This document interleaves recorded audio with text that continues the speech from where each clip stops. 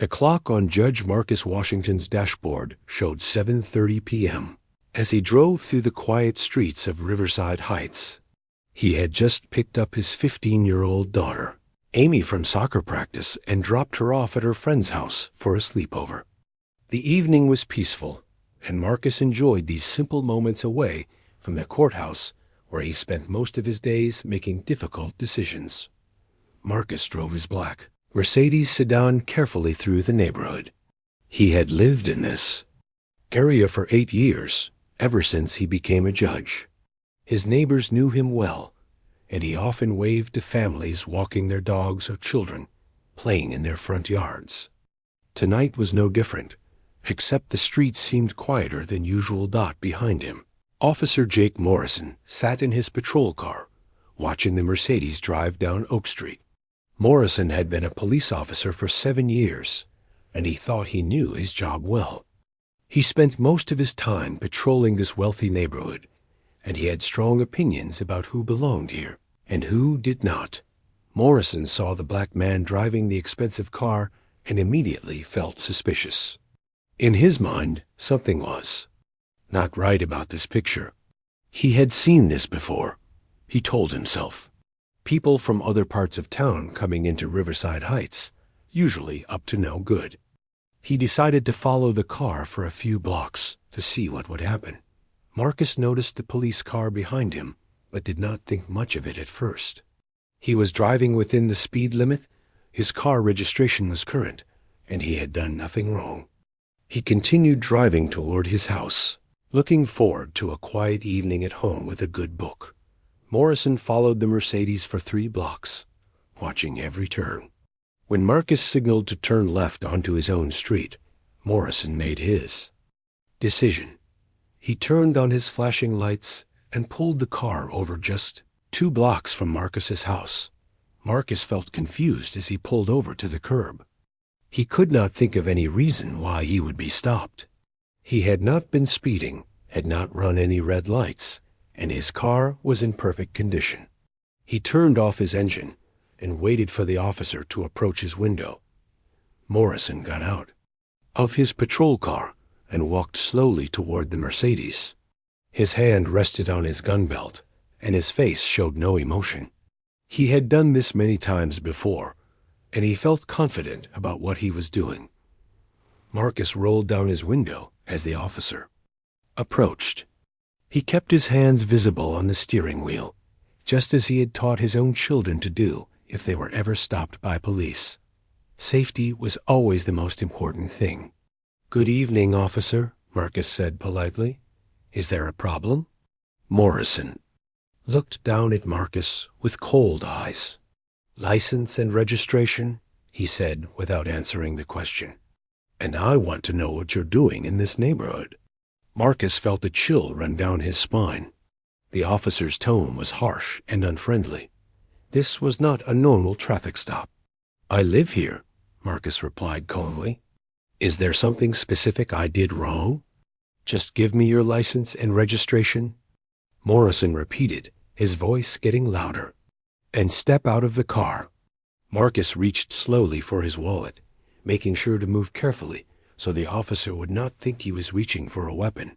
He handed over his driver's license and registration, but he did not immediately get out of the car. "Why do you need me to step out?" Marcus asked.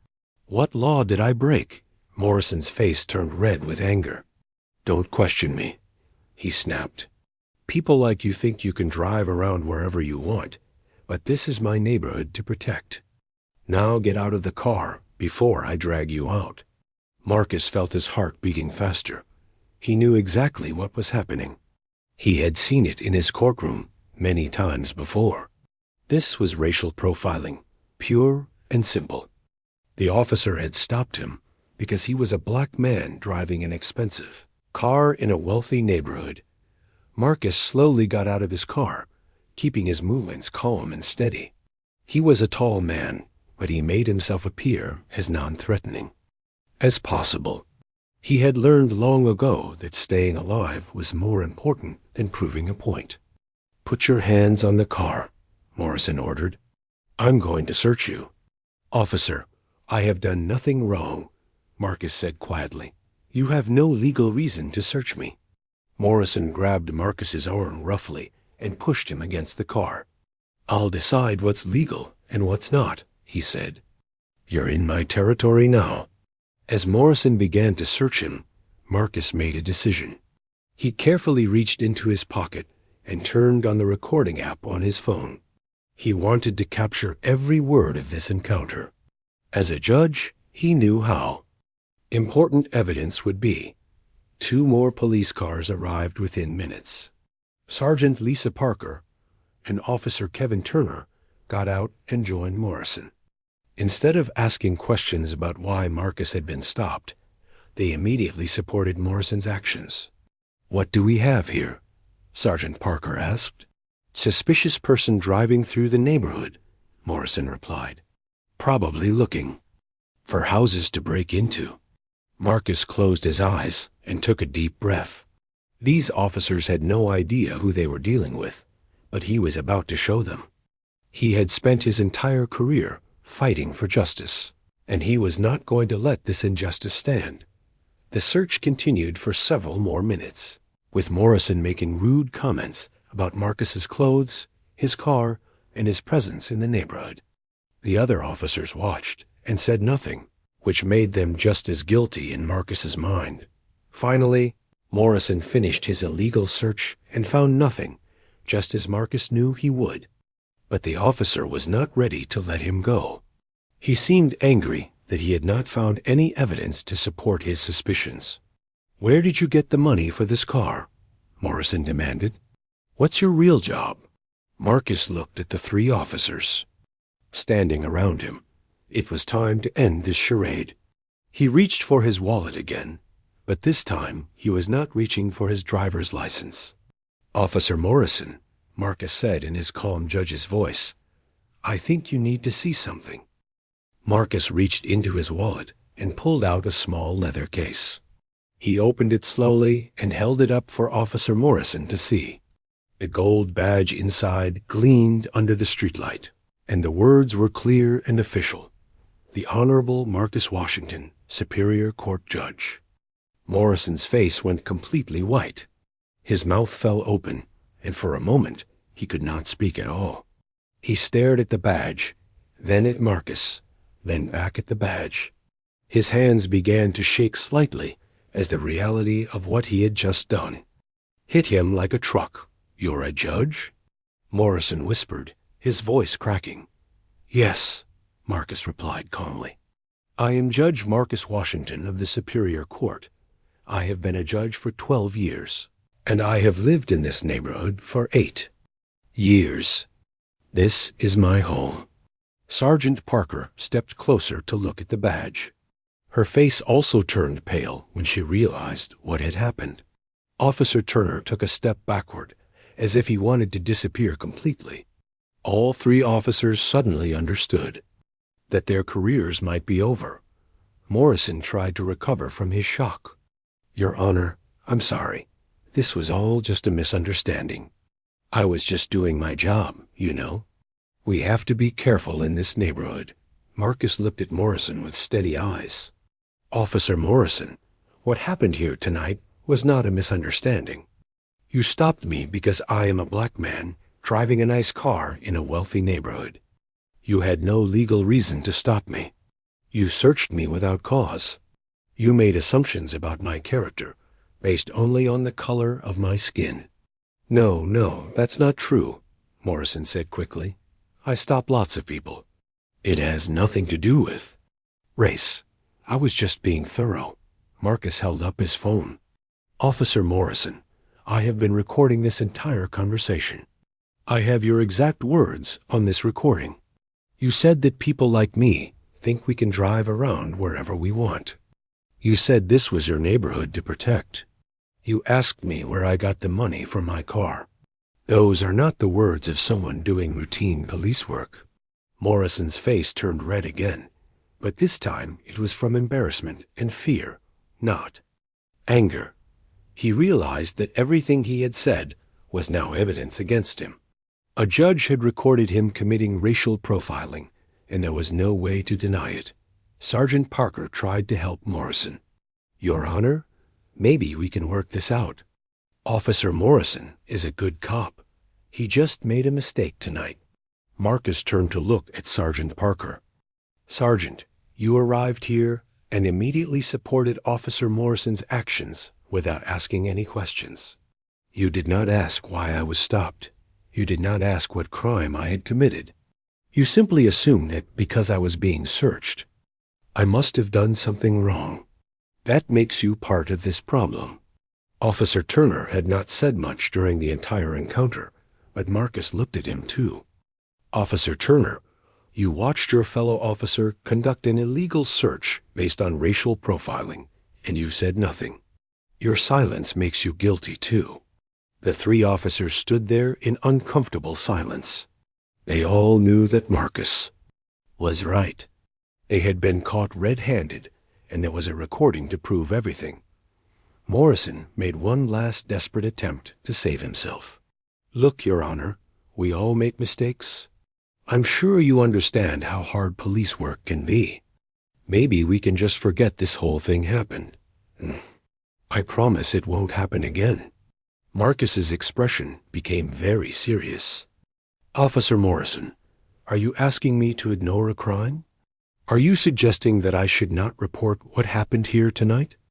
I'm just saying that sometimes it's better to let things go, Morrison replied. You know, accidents happen.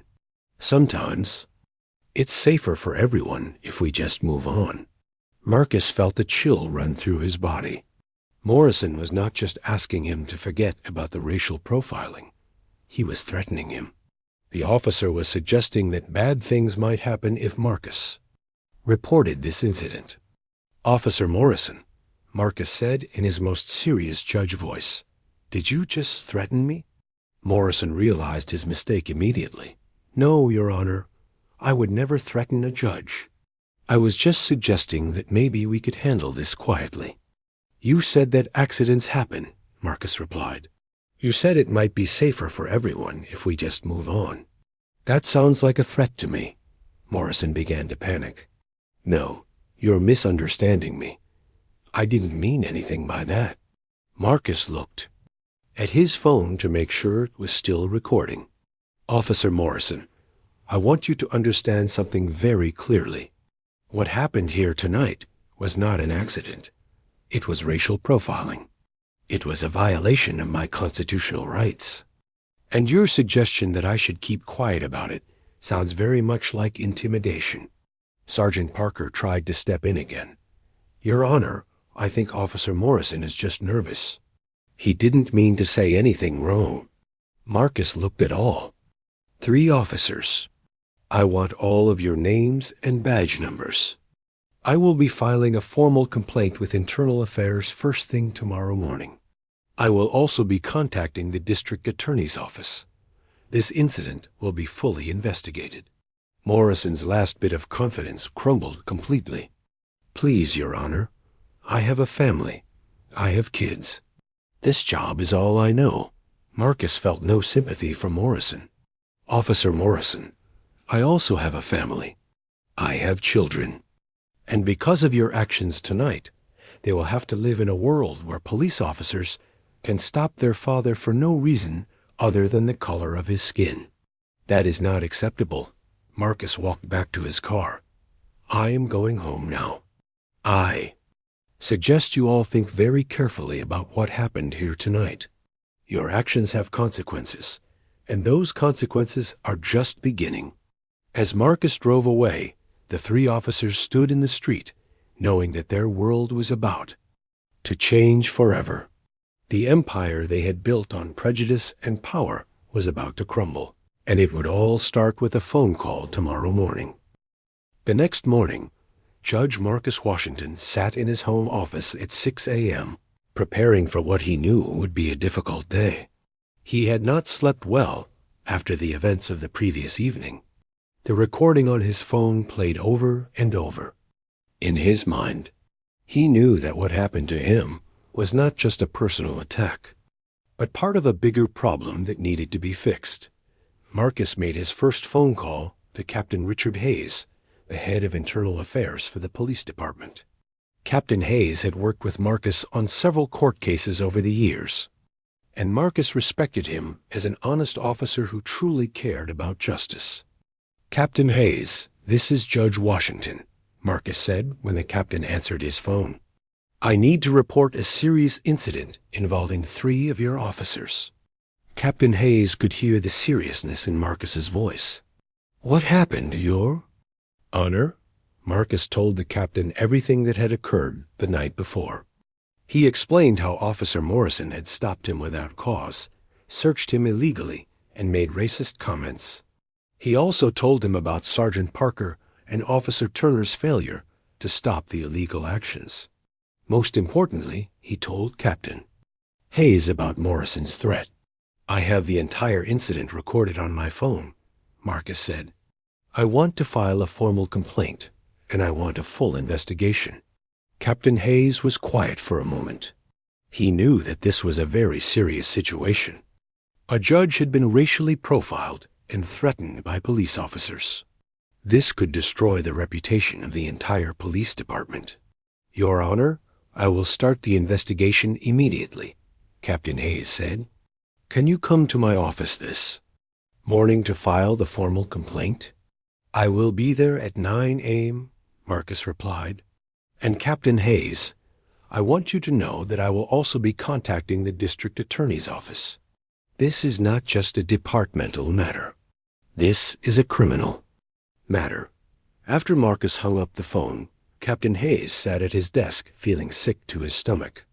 He had suspected that some officers in his department had problems with racial bias, but he had never had proof. Now he had a judge with a recording, and he knew that everything was about to change. Captain Hayes called Detective Maria Rodriguez into his office. Detective Rodriguez was one of the best investigators in the department, and she was known for being thorough and fair. She had worked on several cases involving police misconduct, and Captain Hayes trusted her completely. "Maria, I need you to handle a very sensitive case," Captain Hayes said. "Judge Washington was stopped and harassed by our officers last night. He has a recording of the entire incident." Detective Rodriguez felt her heart sink.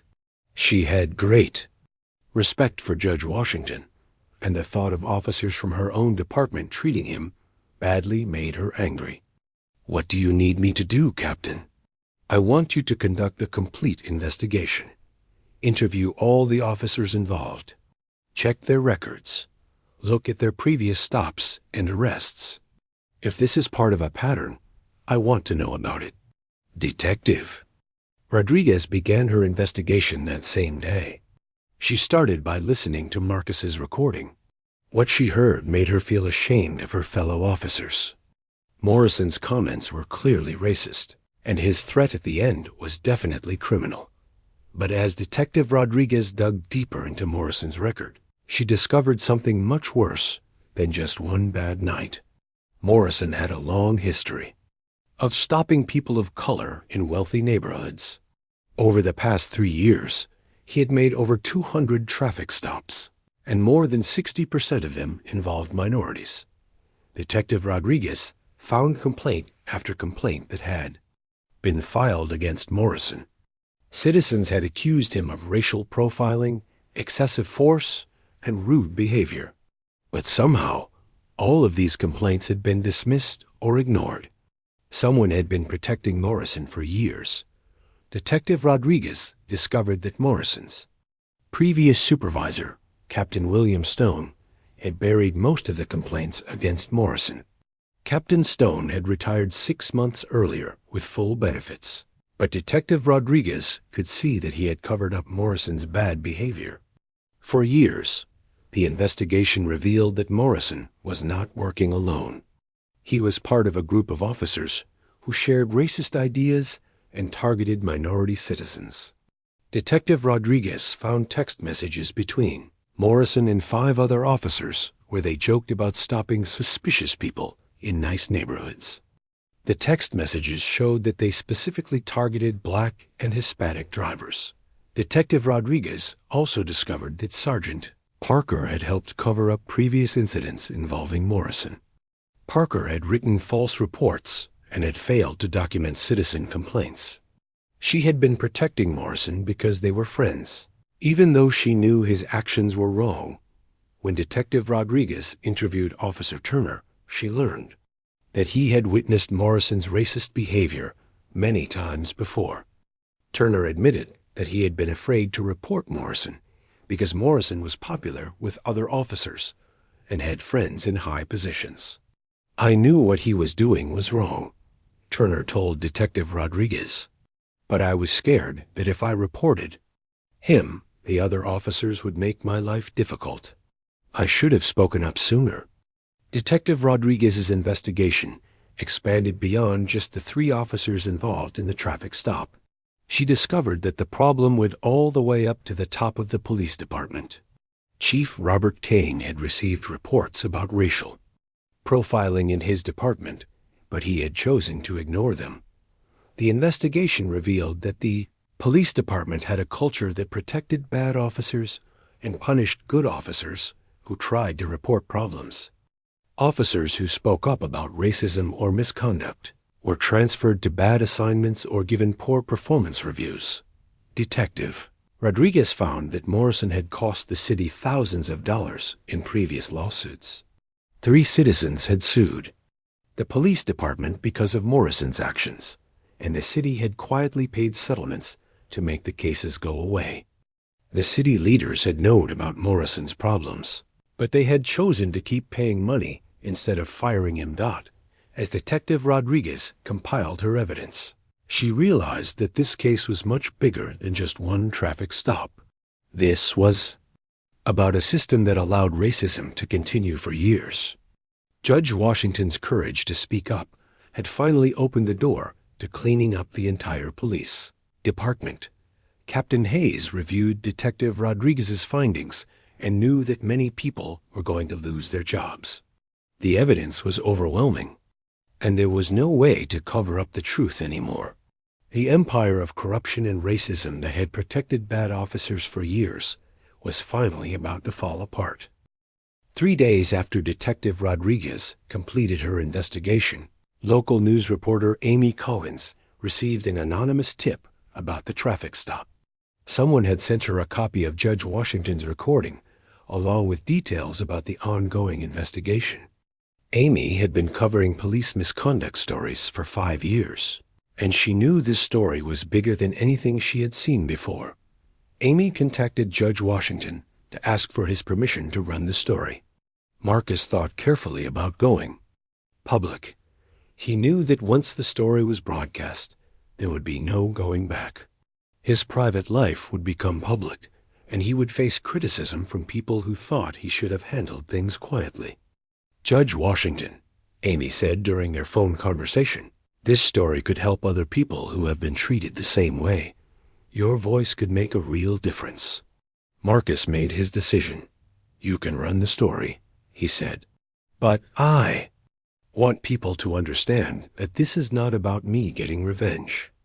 This is about making sure this never happens to anyone else." Amy's story aired on the evening news that Friday. She played parts of the recording where Morrison's racist comments were clearly heard. She also reported on Detective Rodriguez's investigation and the pattern of discrimination that had been uncovered. The story was shocking, and within hours, it was being shared all over social media. By Saturday morning, the story had gone viral. News stations from other cities picked up the story. Civil rights organizations began calling for protests. The phone lines at the police department were flooded with angry calls from citizens demanding answers. Robert Kane called an emergency meeting with his senior staff. He had been hoping that the investigation could be handled quietly, but now the whole world was watching. Kane knew that his job was in danger, and he was looking for someone to blame. How did this recording get to the media? Kane demanded. This investigation was supposed to be confidential. Captain Hayes defended his investigation. "Chief, we followed proper procedures. The leak did not come from internal affairs. Someone else wanted this story to go public." Kane was furious. He had been chief of police for 8 years, and he had always managed to keep scandals quiet. But this time was different. A respected judge had been the victim, and there was clear evidence of what had happened. Civil rights attorney Benjamin Clark saw the news story and immediately contacted Judge Washington. Clark had been fighting police misconduct cases for 20 years, and he knew that this case could set an important precedent. "Your Honor," Clark said when he called Marcus, "I would like to represent you in a civil rights lawsuit against the police department and the city. This is not just about money. This is about forcing them to change their policies." Marcus agreed to let Clark file the lawsuit. Within a week, Clark had also been contacted by 8 other people who said they had been victims of Officer Morrison's racial profiling. Some of them had been too afraid to complain before, but now they wanted justice. The lawsuits were filed on a Tuesday morning, and by Tuesday afternoon, Mayor Patricia Lopez was facing the biggest crisis of her political career. The City Council held an emergency meeting to discuss how to respond to the growing scandal. City Council member Robert Davis stood up during the meeting and said what everyone was thinking. "We have a major problem here. The police department has been allowing racist officers to terrorize our citizens for years. We either fix this now, or we all lose our jobs in the next election." Mayor Lopez knew that Davis was right. She had received over 3,000 emails and phone calls from angry citizens. Protesters were gathering outside City Hall every day. The story was being covered by national news programs, and the city's reputation was being destroyed. The mayor made a difficult decision. She called Chief Kane to her office and told him that he needed to resign immediately. Kane tried to argue that he was not responsible for Morrison's actions, but the mayor was firm. "Chief Kane, this happened on your watch," the mayor said. "You knew there were problems with racial profiling, and you did nothing to stop it. The citizens have lost trust in you, and I have lost trust in you. You need to resign today." Kane cleaned out his office that afternoon. As he left the police station for the last time, reporters shouted questions at him about his failure to discipline Morrison and other problem officers. Kane refused to answer and drove away without saying a word. The city's problems were just beginning. The federal government announced that it was launching its own investigation into the police department. The Department of Justice said that they would be looking at whether the department had violated the civil rights of citizens on a regular basis. Officer Morrison was arrested on Thursday morning. He was charged with violating Judge Washington's civil rights, intimidating a judicial officer, and filing false police reports. As he was led away in handcuffs, Morrison looked nothing like the confident officer who had stopped Marcus just 2 weeks earlier. Sergeant Parker was suspended without pay and faced her own criminal charges. She had been caught lying in her reports about the traffic stop, and Detective Rodriguez had found evidence that she had covered up Morrison's misconduct in previous cases. Officer Turner was given a choice. He could face criminal charges like the others, or he could cooperate with the federal investigation and testify about what he had seen. Turner chose to cooperate, and he became the key witness in the case against Morrison and Parker. The retired Captain William Stone was also arrested. Federal investigators found that he had taken money from drug dealers in exchange for ignoring their crimes. Stone had used his position to protect corrupt officers like Morrison because they helped him cover up his own criminal activities. Within 2 weeks of the story breaking, 12 police officers had been suspended or fired. The entire leadership of the police department was gone. The city faced millions of dollars in lawsuits and federal oversight that would last for years. Judge Washington watched all of this happen from his courthouse office. He felt sad that so many people had lost their jobs, but he also felt proud that he had spoken up. The system was finally being cleaned up, and other victims were getting justice. The empire that had protected corrupt officers for years had crumbled completely. It had taken only 2 weeks for the truth to destroy what had been built over decades of lies and cover-ups. 6 months after that night on Oak Street, Judge Marcus Washington stood in the packed courtroom where Officer Jake Morrison's trial was taking place. Marcus was not the judge for this trial, but he was the key witness. Today, he would face Morrison. Again, but this time Morrison was the one in handcuffs. Prosecutor Daniel Kim had built a strong case against Morrison.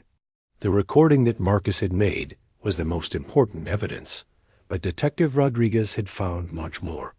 Phone records, text messages, and testimony from other victims painted a clear picture of Morrison's racist behavior over many years. Morrison's defense attorney tried to argue that his client was just doing his job and that the traffic stop was not about race. But when Prosecutor Kim played the recording in court, Morrison's own words destroyed that argument. The jury heard Morrison say, "People like you," and ask where. Marcus got money for his car. Marcus took the witness stand and told his story in his calm, clear voice. He explained how he had felt during the traffic stop and why he had decided to record the conversation. He also talked about Morrison's threat at the end of the encounter. "Officer Morrison told me that accidents happen," Marcus testified. "He suggested that it would be safer for everyone if I kept quiet about what happened. That was not a friendly suggestion. That was a threat." Morrison's attorney tried to make Marcus look bad during cross-examination. "Judge Washington, isn't it true that you could have avoided all of this by simply identifying yourself as a judge at the beginning?" Marcus looked directly at the attorney. "I should not have to prove that I deserve to be treated with respect. Every citizen, regardless of their job or race, deserves to be treated fairly by police officers. The fact that I am a judge should not matter." The jury deliberated for only 3 hours before finding Morrison guilty on all charges. Morrison was sentenced to 3 years in prison, and he lost his police pension forever. As he was led away, Morrison finally seemed to understand that his actions had consequences. Sergeant Lisa Parker's trial took place 1 month later. She was found guilty of filing false reports and conspiracy to violate civil rights. She received 2 years in prison and also lost her pension. Officer Turner, who had cooperated with investigators, received probation and was allowed to keep his job, but he was transferred to a desk position. The retired Captain William Stone faced the most serious charges. Federal investigators had discovered that his corruption went far beyond protecting bad officers. Stone had been taking bribes from criminals for years. He was sentenced to 8 years in federal prison and had to pay back over $200,000. Civil rights attorney Benjamin Clark won major victories in the lawsuits against the city. Judge Washington received a settlement of $1.2 million, but he donated most of the money to organizations that fight police misconduct. The other victims of Morrison's racism received settlements totaling over $4 million. More importantly, the city was forced to sign a consent decree with the federal government. This meant that federal monitors would oversee the police department for at least 5 years. Every police policy had to be approved by the federal government, and every complaint had to be investigated properly. Mayor Patricia Lopez appointed a new police chief, Captain Sarah Miller, who had a reputation for being fair and honest. Chief Miller's first job was to rebuild the entire police department from the ground up. She fired 15 more officers who had been involved in covering up misconduct. Chief Miller also created new training programs that focused on treating all citizens with respect. Every officer had to take classes about racial bias and constitutional rights. Officers who failed the training were not allowed to stay on the force. The department started using body cameras for all officers. Every traffic stop and arrest was now recorded. Citizens could request copies of these recordings if they felt they had been treated unfairly. This transparency helped rebuild trust between the police and the community. Judge Washington became a leader in the movement for police reform. He spoke at conferences around the country, telling his story and encouraging other victims to speak up. He worked with Pastor Charles Brown and community activist Helen Martinez to create programs that brought police officers and citizens together. Change is possible, Marcus would tell audiences, but it requires courage from everyone. Citizens must be willing to report misconduct, even when it's scary. Good police officers must be willing to speak up when they see bad behavior. And leaders must be willing to make hard decisions. Marcus also worked with defense attorney Sandra Lewis to review old cases where Morrison had been involved. They found that Morrison had lied in many of his police reports over the years. 37 people who had been convicted based on Morrison's testimony had their cases overturned. Some of them had spent years in prison for crimes they did not commit. 1 year after the traffic stop, Judge Washington received a letter from Officer Kevin Turner. Turner wrote to thank Marcus for speaking up and to apologize for his failure to stop Morrison's illegal actions. "Your Honor," Turner wrote, "I was a coward that night. I should have protected you from Morrison, but I was afraid. Your courage taught me that doing the right thing is more important than being popular with other officers. I am a better police officer now because of what you did." The changes in the police department were real and lasting. Complaints of racial profiling dropped by 70% in the first year after Morrison's arrest. Citizens began to trust police officers again because they knew that bad officers would be punished. Judge Washington often thought about that night when he was stopped by Morrison. It had been one of the worst experiences of his life, but it had led to something good. His decision to speak up had changed an entire city and had given hope to people who had been victims of police misconduct. The story became an example for people across the country. It showed that one person's courage could defeat a system of corruption and racism. It proved that justice was possible, even when it seemed like powerful people would never be held accountable. Most importantly, it demonstrated that real change required ordinary people to do extraordinary things. Marcus. Washington had simply refused to stay quiet about injustice, and that simple act had transformed everything.